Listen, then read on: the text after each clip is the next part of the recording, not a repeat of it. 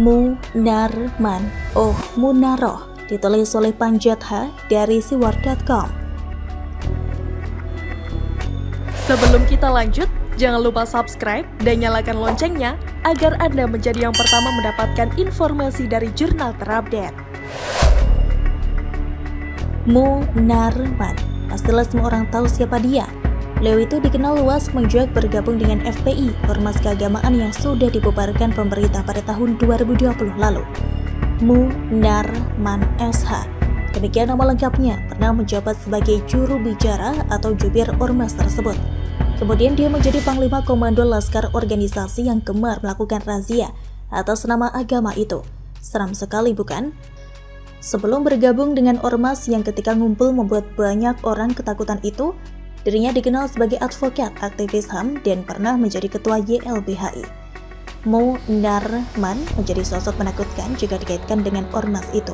Apalagi karena ormas itu lebih dikenal lewat aksi-aksi kekerasan saat membubarkan atau merazia sesuatu yang menurut mereka haram. Misalnya ketika pada 1 Juni 2008, ratusan orang anggota Aliansi Kebangsaan untuk Kebebasan Beragama dan Berkeyakinan atau AKKBB berkumpul di Monas. Masa FPI datang menyerbu, menggeruduk, bahkan mementungi peserta hingga akhirnya bubar. Munarman diduga berperan di sana. Sebenarnya agak lucu juga, ratusan orang AKKBB kok bisa ketakutan dan lari tunggang langgang dengan kehadiran massa berjubah putih yang jumlahnya juga paling ratusan orang itu, padahal kan bisa saja dilawan dan dipukul balik. Tetapi itulah yang terjadi, mungkin karena di benak banyak orang, ormas ini sudah begitu menyeramkan. Maka hanya melihatnya saja masyarakat sudah merasa ciut duluan, dan di situasi ini pasti dimaklumi dan dinikmati oleh para anggotanya. Maka tidak heran jika setiap anggotanya merasa jemawa dan sok-sokan jika sedang berkumpul. Itulah pula sebabnya mereka gemar ngumpul, reuni, mengalami dan menyaksikan sendiri berada dalam himpunan jutaan manusia. Bagi mereka itu suatu kenikmatan, kekuatan dan kebanggaan yang tiada tara. Maka maunya ngumpul setiap hari di Monas. Munarman sebagai petinggi di ormas tersebut dapat diduga selalu hadir dalam setiap acara akbar, baca, demo. Biasanya mereka berkumpul itu sambil memperlihatkan kemarahan terhadap objek yang disasar. Seperti ketika mereka mendemo Ahok, teriakan-teriakan sadis banyak terlontar dari mulut mereka. Kata atau kalimat yang tertulis di spanduk pun berbau horor dan teror seperti gantung Ahok, hukum mati, penista agama. Tampang-tampang seram dan beringas menjadi ciri khas mereka jika beraksi atau demo. Di acara-acara semacam itu, sosok Munarman diduga selalu ada. Mungkin karena sudah terbiasa berada di lingkungan yang kerap mendemonstrasikan kekerasan dan keberingasan, maka tabiat dan sifat Munarman pun terbawa-bawa. Salah satu contoh ketika berdebat di televisi dengan seorang pakar, dirinya yang tidak terima pembicaraannya dipotong langsung naik pitam dan menyiramkan air di kelas ke wajah lawan debatnya itu. Ironis, sebab yang menjadi sasaran kemarahannya itu sudah tergolong sepuh dan dari segi usia mungkin layak menjadi ayahnya.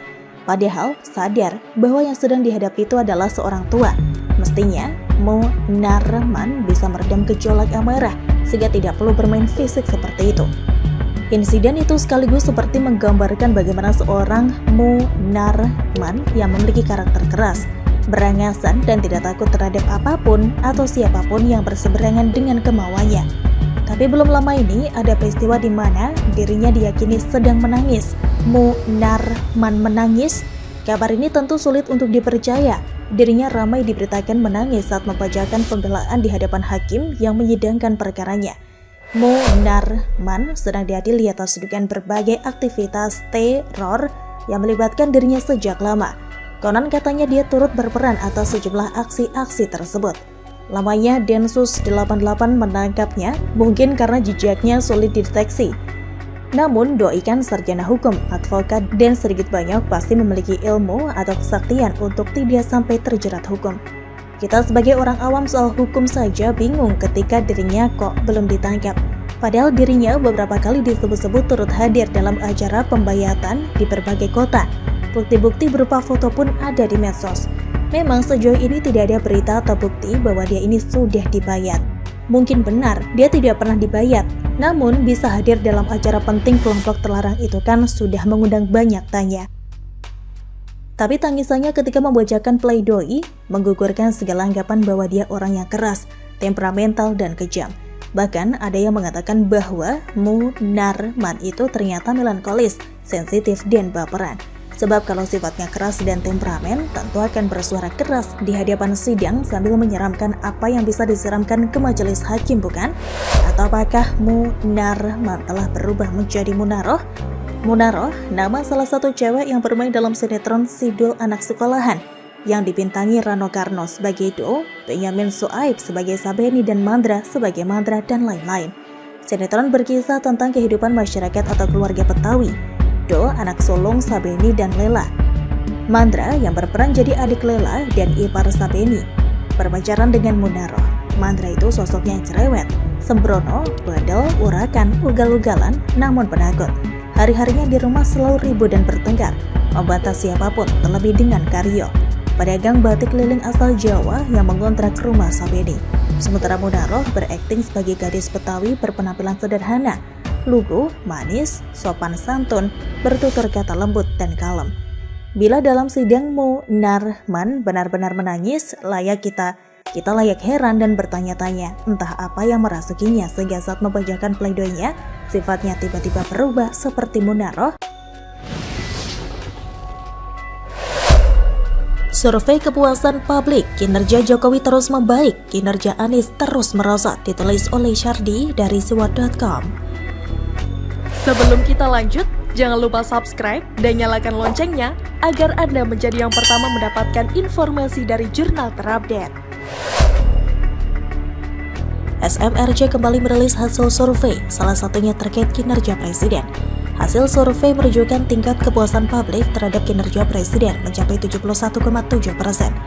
Mayoritas warga, 71,7%, sangat atau cukup puas dengan kinerja Presiden Jokowi, kata Direktur Riset SMRC, Denny Irvani.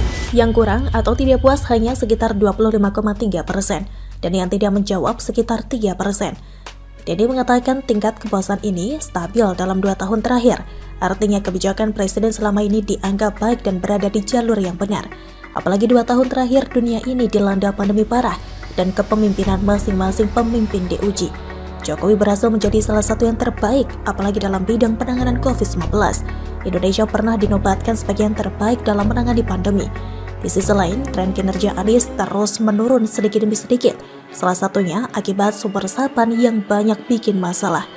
Lembaga Jakarta Research Center atau JRC menyatakan kebijakan pembuatan sumber resapan berdampak terhadap tingkat kepuasan publik kepada Anies yang semakin menurun dari 37,4% menjadi 36%. Yang tidak puas terhadap Anies mencapai 59,6%, sedangkan yang tidak tahu atau tidak menjawab mencapai 4,4%. Direktur Komunikasi JRC, Alfian P., menyatakan sejak Anies menjabat sebagai gubernur, normalisasi sungai untuk mengurangi luapan banjir tidak lagi menjadi prioritas dan diganti dengan pembuatan sumur-sumur resapan di wilayah ibu kota yang menargetkan sebanyak 26.932 titik hingga akhir tahun ini.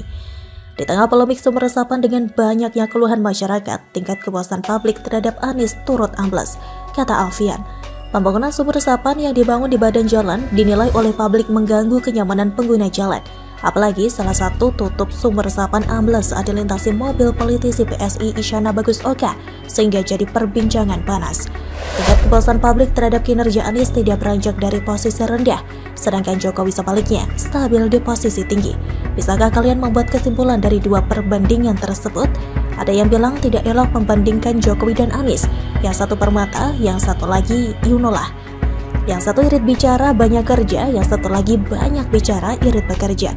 Yang satu efisien, yang satu sering menghamburkan anggaran untuk hal yang tidak mendesak. Tapi kalau tidak ada perbandingan, kita tak akan tahu kekuatan dan kelemahan seseorang, kan? Sebenarnya bukan sumber resapan saja yang bikin Anies terpuruk kinerjanya.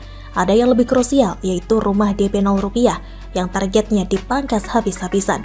Belum lagi target dan syarat yang tidak terjangkau oleh masyarakat menengah ke bawah. Sumber resapan juga dipangkas jumlahnya dari jutaan menjadi puluhan ribu saja. Belum lagi Formula E yang memakan anggaran jumbo.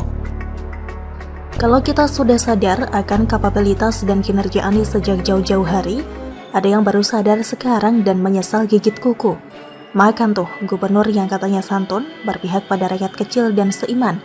Silakan datangi panitia yang mengobarkan narasi memilih pemimpin seiman dan silakan minta sertifikat surga.